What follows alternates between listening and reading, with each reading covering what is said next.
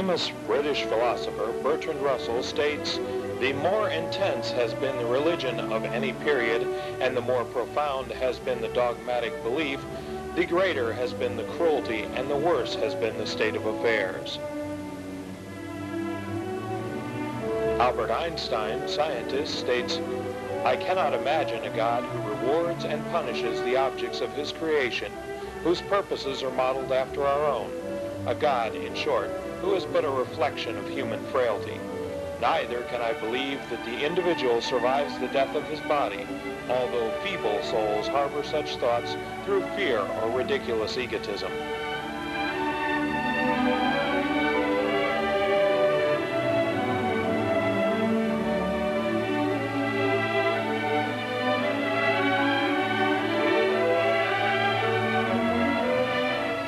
Hello and welcome again to Atheists of Florida Forum. I'm Albert Lyngzeidelson, the chairperson for Atheists of Florida, and your host, moderator, and sometimes devil's advocate.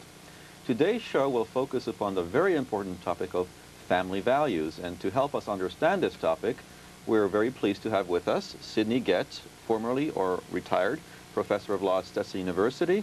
Also, I read here you are a certified circuit court mediator for the state of Florida. Oh yes, I do that in my spare time now. And also formerly or presently still in the ACLU, I understand?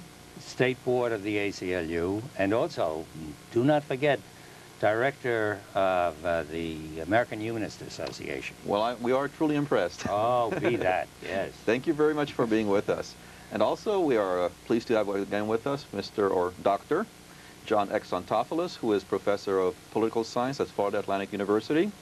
And we have with us once again Brent, who is a Ph.D. doctoral student at FSU in English. And also you are the chairperson of Suncoast Atheists, is that President. correct? President of Suncoast Atheists. Humanist. I'm sorry. Humanists of the Suncoast. Humanists of the Suncoast. Well, today we will focus upon family values and why this has become such a hot topic in American politics and religion in the last few years. And if I can perhaps set up the parameters of this debate. Many people have pointed out to me that atheism, secular humanism do make valid criticisms of religion and religious politics, but they leave them feeling without a sense of purpose and direction and value in life, and that this emptiness is somehow fulfilled or satisfied by the so-called need for family values. So it has often been argued that we as a society are basically going to hell in a handbasket, and we have to restore good old religion, good old morality, and family values. And Sidney, if you could perhaps get us started on this topic, why do we have this great furor and controversy? Actually, this started. Family values became a quote political issue in the last election. And it was promoted by the Quayles at the Republican convention, Dan Quayle and his wife, and also followed through by several of the other candidates. I think we all know by this time that the Republican Party at that time, if not presently, was co-opted by the far religious right. They are the ones who talk about family values, traditional or American family values. Usually have an adjective in front of it, either traditional family values or American, I should say, family values. And they made family values, or tried to make it, a political issue rather than a societal problem, if it is a problem. And so it's gotten into the realm of politics. And an attempt to co-opt the term was made by the Republicans, especially through the Quayles. Well, if you analyze what the far right considered to be family values, you're going to find, as Marilyn Quayle said, that they want to go back to the future in terms of family values. That's quoting her at the convention. Now, what she means by back, we have to analyze. Does it mean back to biblical values?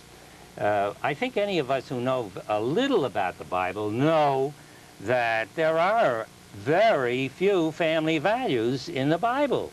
Au contraire, we find that Jesus himself wanted among his disciples, the people whom he tried to gather around him, persons who didn't love their mother, who didn't love their father, who didn't love their siblings. That's, I think Matthew has a quote to that effect somewhere. Also, he had no family relationship whatsoever.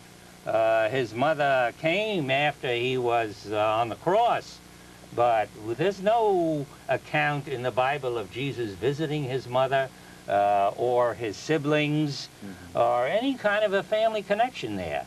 So if we talk about traditional family values in the Christian sense, it doesn't exist. I don't want to preempt this discussion, but if we want to talk about American family values, we find similarly that we lack a hell of a lot, you'll excuse my profanity, of family values in our American culture. If we go back to the witches' trials in Salem, that's part of our culture in America. Hardly family values.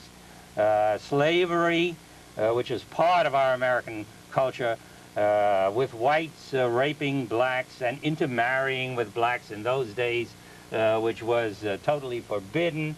Those are, quote, American family values. And how about the Hatfields and the McCoys, the feud between them? Are those American family values?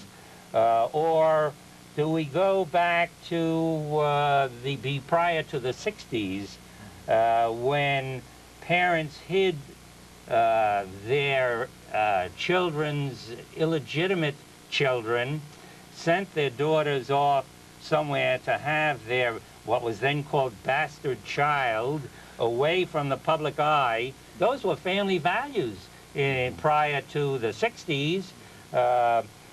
Children who dared conceive outside of the marriage were ostracized, and their children were ostracized. A bastard couldn't inherit from his father. People couldn't be divorced unless they could prove adultery by the spouse. And you know what that led to? Almost a breakdown of our law and order, of our court system, because people were forced to lie, to perjure themselves in order to obtain a divorce. And all those laws which abolished those, what I consider to be ancient myths of family, those laws came into effect after the 1960s, when we had what was really a cultural revolution in the United States, with the Roe against Wade decision, with the decisions legalizing abortion, and the hippie movements, if you will, the feminist movement, the small is better movement, the back to nature movements. All of those things wreaked havoc on so-called old family values. It was a revolt against the authority of the father in the family, who in those early days that Mrs. Quayle wants to go back to, could beat the hell out of his wife or his children, and with no one to stop him. You never heard about child abuse in those days because it was all secret. Well, on that note, couldn't we also argue that what seems to be happening is that the Christian right has, in fact, tapped into a very profound sense of dissatisfaction in the American psyche. After all, crime is up. Single mothers are up. I'd like to address that a little bit, boil Albert. this up a little bit. Drug abuse is up. Yes, that's exactly what I was... Et cetera, et cetera. And it seems to me that, religious or not, many people recognize that there is a problem here. Oh, there is a social problem. Now, what seems to be happening is when the religious right comes in, and they want to give you a sense of nostalgia. They want Beaver Cleaver's family back when things were safe, supposedly, and orderly, supposedly, key word, and nice and protected and secure. And Brent, I know you're itching to say something. Well, I want to bring in a little bit of factual information here that may defuse a lot of these religious claims. It's ironic that religionists would be the ones that are claiming this. And I wrote this down specifically because I didn't want to misquote or change this information in any way. A study of public and Catholic schools commissioned by the National Catholic Education Association, so this is not a liberal media thing, in 1987 showed that seniors from public schools are less likely to use drugs and alcohol, less likely to shoplift than seniors from Catholic schools after 11 years of religious training. So it seems pretty obvious that religious training does nothing at all to promote these so-called family values, and it's rather ironic. I also want to bring back a point that you mentioned in your opening discussion about people claiming, well, atheists have nothing to live for. Religious training teaches you not to live for this life, but to live for the afterlife, a supposed afterlife. And your belief in that afterlife is often based on your acceptance of the religious training. How well you swallow what the religious training tells you is based on your belief in that. Atheists, on the other hand, have everything to live for in this life because we don't believe there is an afterlife. So therefore, we want to make the best out of this life. Someone who has a religious belief, someone who truly believes that there is an afterlife, has absolutely no reason to live. If they were to get in an accident, for example, and die, that should be something wonderful for them because they're going to heaven, according to their beliefs. So that's one reason why it's exactly the opposite of family values to teach someone religion, because it gives them nothing to stay alive for. Well, yeah, but to bring the discussion back in focus, though, I'd like to point out, though, that at least I've detected a certain sense of desperation amongst the American public, which it really comes down to this. Your secular humanist agenda has just brought us more crime, more bastard children, more drug abuse, more pornography, etc. And I'm not a Christian fundamentalist, but these people are making sense to me because they're saying if we go back to the way it used to be, things will once again be safe. And John, do you see in the political scene that this being a very captivating message to people? Because it seems that that's what's happening in some cases. Well, no, it's not a captivating message. The Republicans lost. Correct. Now, Mr. Goetz talks about biblical values, and to my right, I hear Christianity. Mm-hmm. In the United States, we live in a pluralistic, multicultural scene. Every creed, every religion, every non-religion, every race, and every ethnic background are represented in the United States. So when the Republicans or the Christians or whomever goes up to talk about family values, Dan Quayle, Reverend Kennedy in Florida, and so on and so forth, in Fort Lauderdale, what are they talking about? Who are they talking about family values? The Buddhists, the Hispanics, the Asiatics? Who? What types of family values? Sidney? Yeah, I'd like to talk to that. We find that what family values has become a code word for preserving the predominance of the white, Western, European male figure. Mm-hmm. Those who were, and in some sense still are, the leaders of the American community, they want to preserve that. And they're using this family values code term to keep out of power the new immigrants, the Asiatics and the Hispanics, as were mentioned, and in that they're fighting a rear guard action to preserve their version of a paternalistic society. I hope and believe that it will be a losing action, but that's to me what their code word, family values, mean. In fact, if you look at the family values of Asiatics and Hispanics, if you look at their hard work, their sense of responsibility and love of family and closeness of family, they're certainly as good as any American family of the old days were in all of those essential parts of family values. But that isn't what the religious far right means when they talk about family well, values. to follow up on that point, it seems to me that there are plenty of deeply religious people who uphold what they tend to think of as family values, who are nevertheless quite embarrassed and unhappy that the religious right has somehow decided to monopolize this term and made it into a political issue when they feel it's a very private and intimate issue that has to do with the individual and their relation to their family. It's not a publicly political issue. That's like prayer. I'm sorry. It's like prayer. Jesus said, go into your closet and pray in secret. And he castigated those who pray in public. The religious right, they are the biggest sinners, if you will, against the word of Jesus, because they have these huge public demonstrations of prayer. Jesus said, no, there's nowhere in the Bible are you going to find public prayer mentioned as something to achieve, as something that Christians should really be in the forefront of. John? Well, the concept of family. What is a family now? Single-parent homes. Most of them, a lot of them. Not to mention, of course, the gay right movement, the right of two individuals to bring up a child.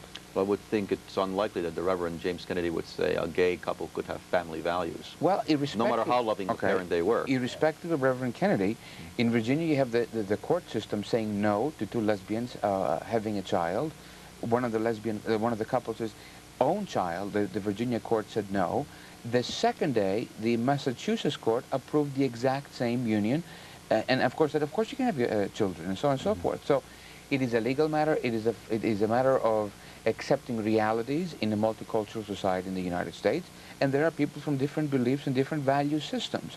So I agree with Mr. Goetz in his explanation of it is a power struggle to keep the ongoing, time-honored, white European, monotheistic, paternalistic mythology to go on into the ages of ages.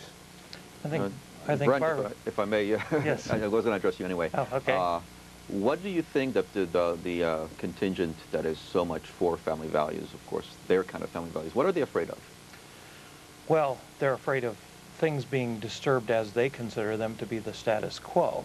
I think Barbara Bush put her finger on the limitations of the religious rights idea of family values when she answered the question as to what they were. She said, being there.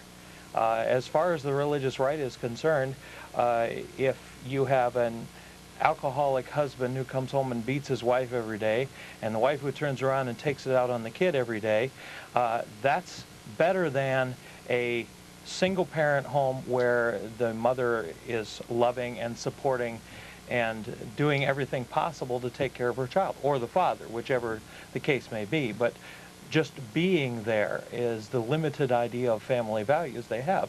A lot of it is because they don't really want people to know what their concept of family values is.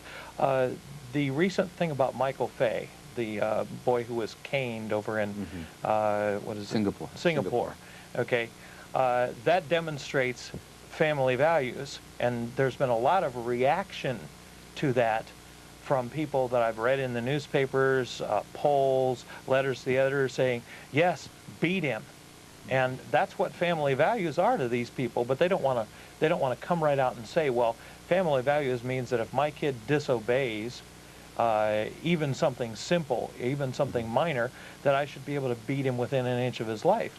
And recently there's been a law that's been passed in, I think it was passed in Florida, about, they call it the Spanking Act or something of that sort, but basically the language of the law is vague enough that as long as you don't break the skin or leave some other kind of mark, you can beat a child to within an inch of his life, and that's considered acceptable discipline. And this is what these people are afraid of coming out. They know that most people in the public eye are not sadistic like this. They would not approve of this. They would not consider it family values.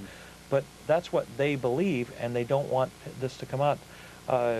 It's similar to the stealth campaigns that they run in the public schools, where the far-right Christian candidate doesn't announce that he's a far-right Christian candidate, or she doesn't announce that. Perhaps on this we should interject that the stealth campaign's dummy corporation name is Americans for Excellence in Education. Yes, and that or they go Citizens for Excellence in Education.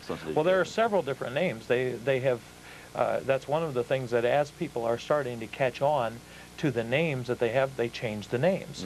And some of them have even gotten onto school boards and voted in ways that you would think are not far-right Christian, because, of course, this is a stepping stone to a higher office.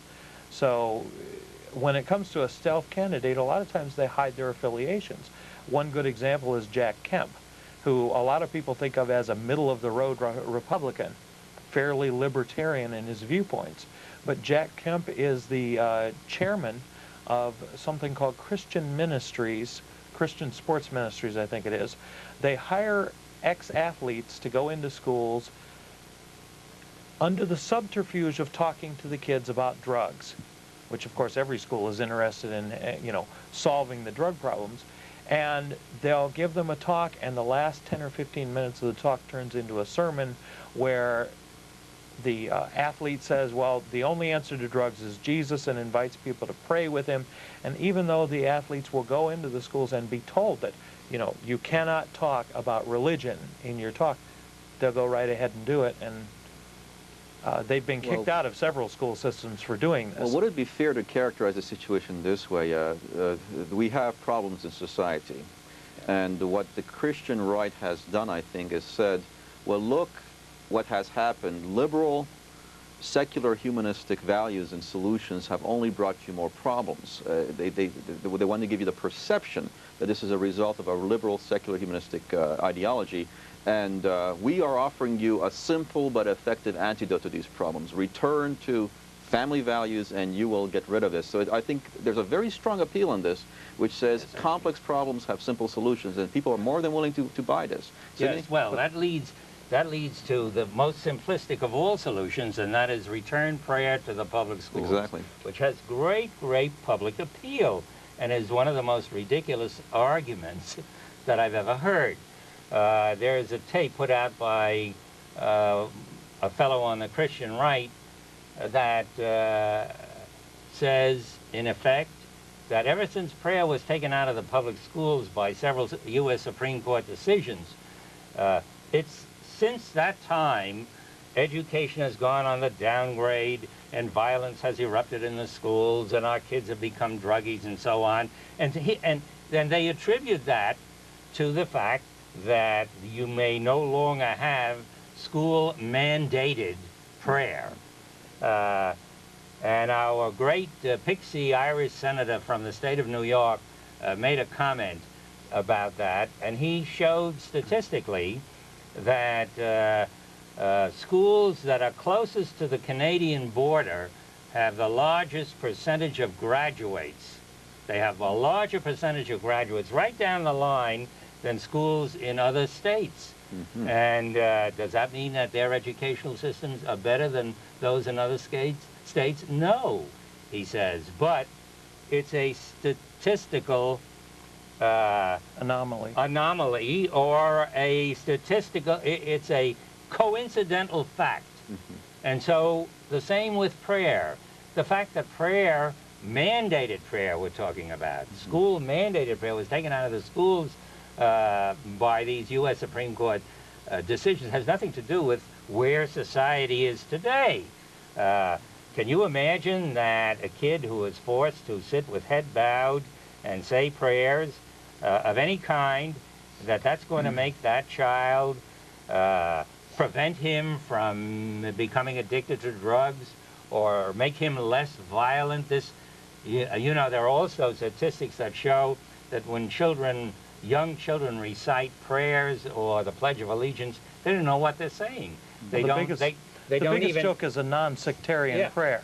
I mean, I've never heard of a non-sectarian prayer, but as far as I can see, the only person who could possibly say a non-sectarian prayer would have to be an atheist, because a non-sectarian prayer is praying to nobody. Well, it seems to be a contradiction in terms also. Yes, exactly. You'd have to be an atheist. But as far as the religion being a solution to our society's problems, I'd just like to refer people back to the quote that began the show, Bertrand Russell, and his comment about the stronger the dogmatic belief, the greater has been the cruelty in our society.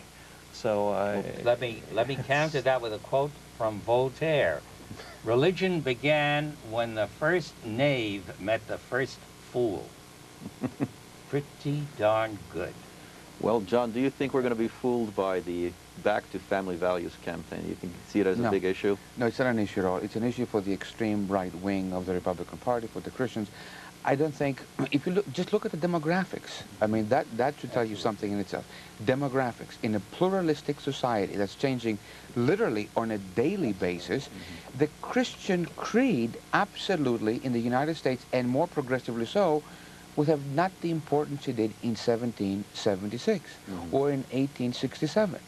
America is now no longer, and is not going to be, a white Anglo-Saxon nation as it used to be 100 years ago, and these are plain facts.